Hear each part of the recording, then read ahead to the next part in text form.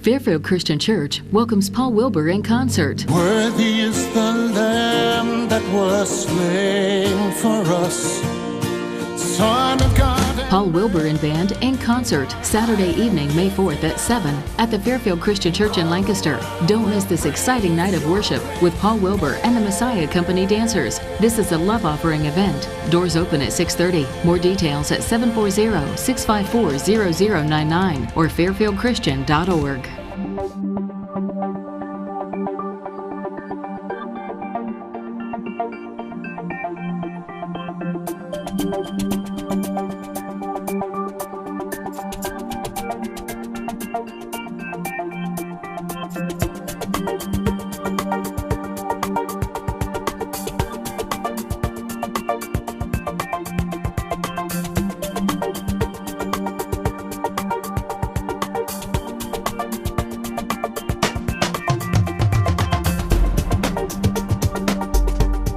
Welcome to This Week with Sheriff Dave Phelan, a weekly program here on LSN Television in Lancaster, and we're also carried on a number of radio affiliates. Do appreciate you, the viewers and listeners that join us each and every week, where we have guests from within the Fairfield County Sheriff's Office and also individuals from throughout Fairfield County, and do appreciate the folks here at Fairfield Christian Academy that put this program together, J.T. Burcham, all the students that produce this program at no cost to the Sheriff's Office, and it's just a wonderful venue for us to get the information out, crime trends, how we're doing on investigations, and a host of different topics. This week, back by popular demand, is Chief Mike Tussey, my friend from the Baltimore Police Department. Good to see you. Good to see you, Sheriff. And always good to have you aboard. Well, and thank you. Lots of things going on in Baltimore, and certainly during the last 6 years under your tenure as chief, we've seen nothing but improvements. Well, thank you. And I know it's been a tough time because the money isn't always there. It's true. You know, we as with every agency have seen some of the funding dry up, and we had a layoff here going on a couple of years ago now that was really pretty devastating to where we thought we were going to be. But Right. we've been able to through the hard work of my officers, Right. We've been able to stay on track. So yeah, we're still moving forward. And I think that, one really great thing about the relationship that the Fairfield County Sheriff's Office has with the Baltimore Police Department is we kind of all in it together. In other words, absolutely. you guys are there for us. If we're even outside the village area there, you'll come out and help us, and certainly we spend time in the village helping you, and so it's a good partnership. It's a win-win. It's absolutely a win-win, and again, as I've told you privately, and I've made this comment to other people, direct reflection on your leadership in the law enforcement community as the sheriff of the county. I think everybody kind of looks to you to how things are going to work and how we're going to work together, and just a great environment to be a police officer. Now, last week, as we were winding up the program, I mentioned that when you were with Westerville, you had a kind of a unique investigative unit as far as protection of kids.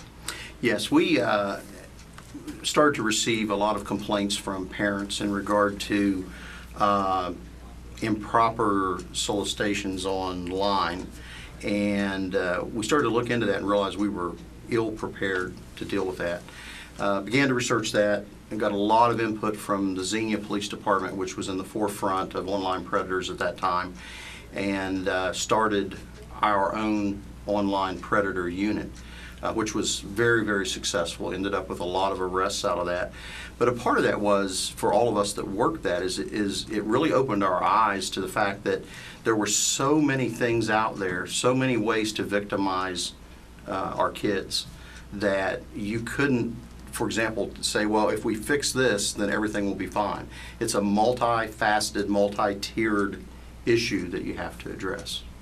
What do parents need to know, and what do they need to do?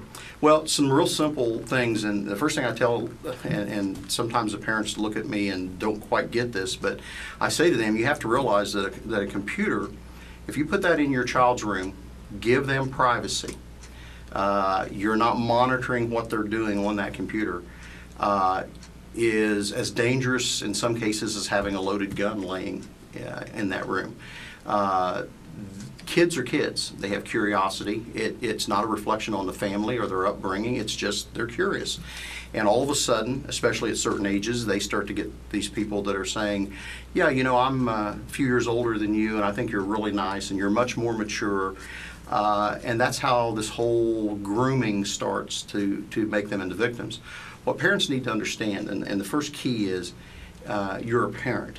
You're not their buddy, you're not their pal, you're not their friend when it comes to their safety. And no computer access should be anywhere that the parents are not capable of looking at it, walking by it.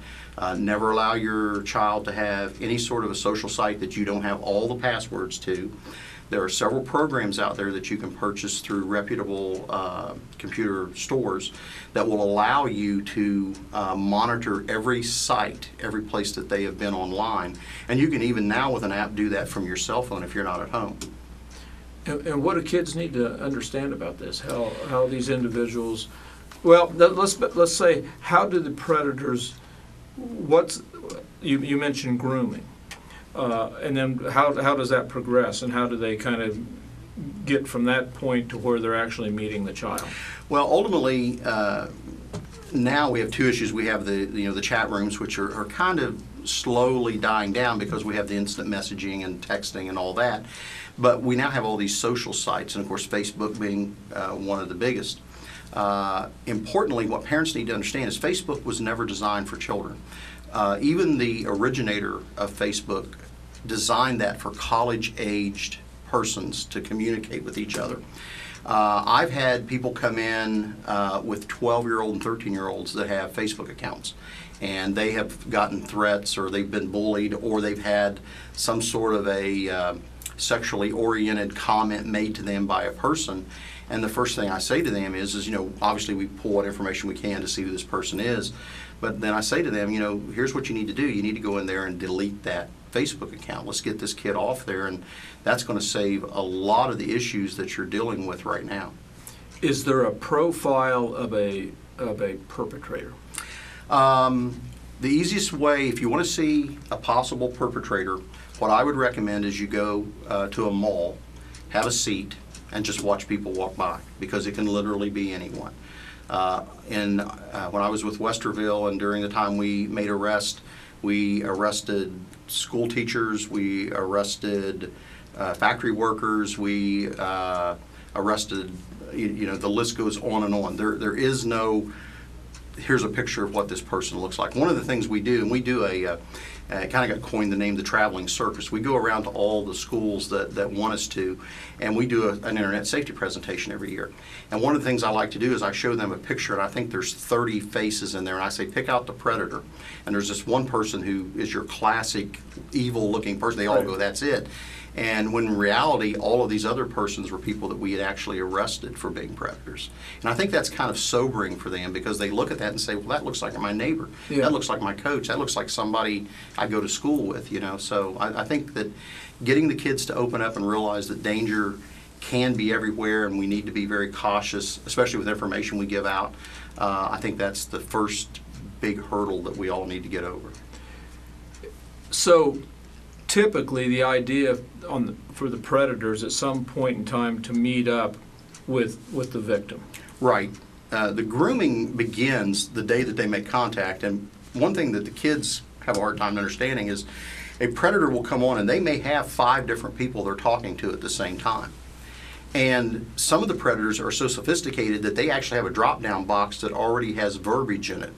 So they're talking to, let's say, 4 girls at the same time. They drop down, they click, hey, what are you doing? How was your school day? They click it, and it sends that message to all 4 at the same time. Wow. Well, ultimately, they will get to a point that they are going to say something or send a photo that is totally inappropriate. And there's a method to that madness, which is if the person says, wow, I can't talk to you, that's improper, that's, whatever, then they know just to click that person off, and and the ones that don't say that, that's the ones they begin to groom. The grooming culminates with having them believe that their parents can't be trusted, their family doesn't understand them, they're being treated poorly, they're much more mature than what they are, and ultimately the bottom line is I want to meet you somewhere. It's all about ultimately meeting that person somewhere. And once that meeting takes place, then it could be anything could happen, right? There could be an abduction. There could absolutely. Or maybe there could be even a willing participant from a child. Absolutely. And again, and we have to temper everything we say with understanding we're talking about children. Right. And children don't make good decisions. And that, again, not a reflection on the parents, not a reflection on the school system. They're kids. So we have to put a wall between us and those persons that would do these kids harm. There's several cases out there where people have actually posted so much information on Facebook that even without telling where they live, somebody's knocked on their door and said, "Hey, I'm the guy you're talking to on Facebook." Because they have a picture of Dad's car and Dad works for this business and here's a picture of my house and I'm a cheerleader for this school, and pretty soon they put that all together, and they're pretty sophisticated. They put this all together, and next thing you know, they're stalking this person. And what's the penalty for the perpetrator? It depends on which charge it is. There's 3 different felonies that you can charge on that. The maximum penalty they're looking at is 25 years in prison. But again, it depends on how far they take this. Do they actually attempt to meet? And here's something that a lot of people get confused on. There was a show on I think it was called Dateline NBC. To meet a predator Yeah. or something like that? And unfortunately, what that did was it convinced people that you too can go out and hunt predators. Well, in the state of Ohio, you have to be actually a victim or you have to be a police officer posing as a victim. The solicitation of either of those is the same. So if I'm online portraying myself as a 14-year-old girl and this person solicits me to meet, we always arrange to go and meet, and that's how we usually make the arrest. It's the same as if I really was this 14-year-old girl. Right. Makes no difference because difference. the intent's Exactly. The intent's the same. Mm-hmm. If there is a group out there and they're interested in hearing more about it, or I know you go in and talk to groups, how do they get in touch with you? Probably the easiest thing to do is call 740-808-1475, and that's my direct number. We will arrange to come out. At this point, we'll go anywhere in the county. If it's somewhere outside the county, what we would usually do is contact the local law enforcement agency and make sure that they understood that we were willing to come in and help out. But we're always willing to travel. I appreciate that, especially going outside your jurisdiction. And you're one of the few chiefs that I know that gives your cell number out. Yeah, when I first said I was going to do that, I think there were some people thought that was a really, really bad idea. And I have to say, it's probably been one of the better things that I've ever done. It's on all my business cards. I give that out. It's the phone that I carry on my belt every day. Right, so you're always there. I'm always there. If you call, I'm going to pick up the phone. I'm going to answer it.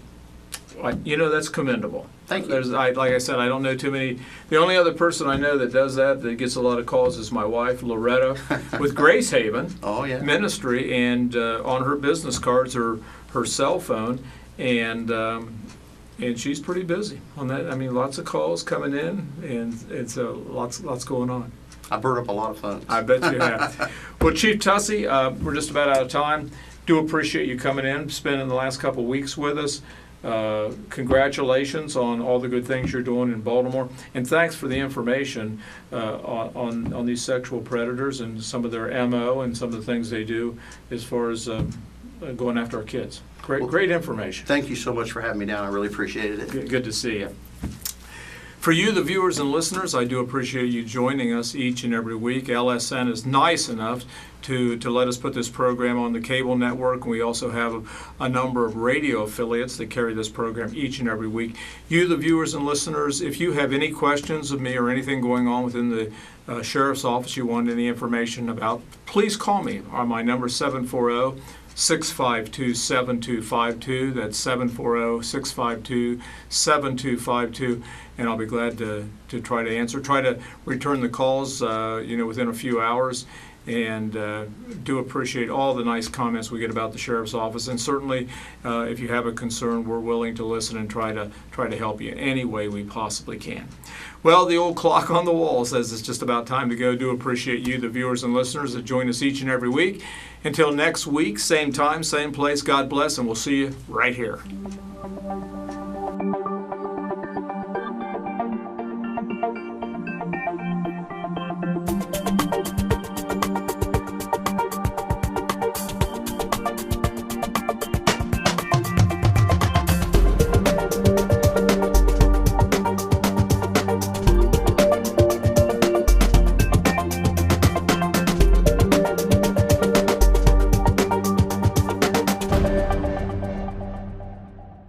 I can't say enough of how this center influenced me and the benefits that my wife got from it. I thought nobody can take care of her like me, and I knew I had to do something for my family. It's in their hearts that they want to provide the care for the people that deserve it here.